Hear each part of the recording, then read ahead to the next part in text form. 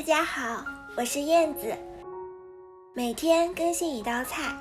今天用咸鸭蛋做好吃的。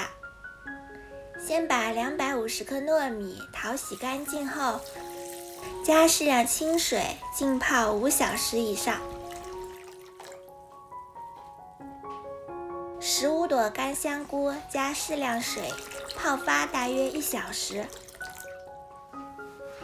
把泡发好的香菇清洗干净，切成香菇丁备用。50克五花肉切成小丁备用。50克香肠同样切成小丁备用。接下来把五花肉腌制一下，根据个人口味加适量盐、适量料酒、适量生抽，用筷子搅拌均匀，腌制半小时，让五花肉葱顺入味，放一边备用。趁这个时间处理一下咸鸭蛋。咸鸭蛋两头一大一小，我们把小头端敲一个洞，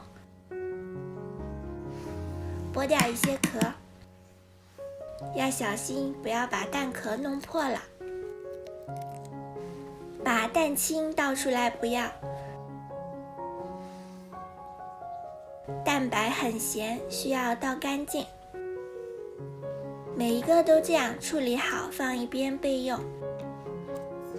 把浸泡好的糯米沥干水分，与香肠丁、香菇丁、五花肉丁、青豆装入一个大一点的容器中，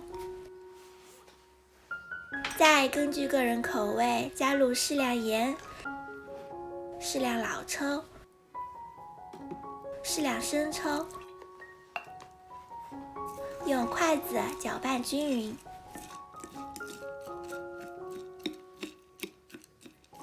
然后把食材装到刚才处理好的鸭蛋中，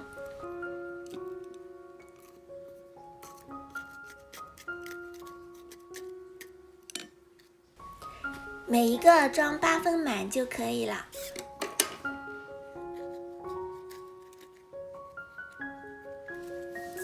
全部装好后，用锡纸把咸鸭蛋包起来。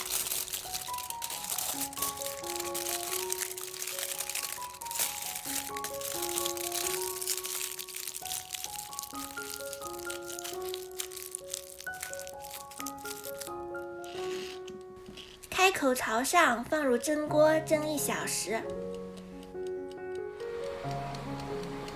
时间到后不要着急取出来，会很烫手。等放置温热不烫手了再吃。黏黏的糯米与多种食材结合，味道更丰富。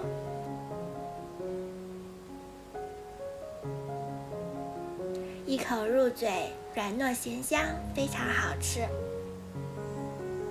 如果你喜欢，也试试吧。好啦，本期视频就分享到这里了。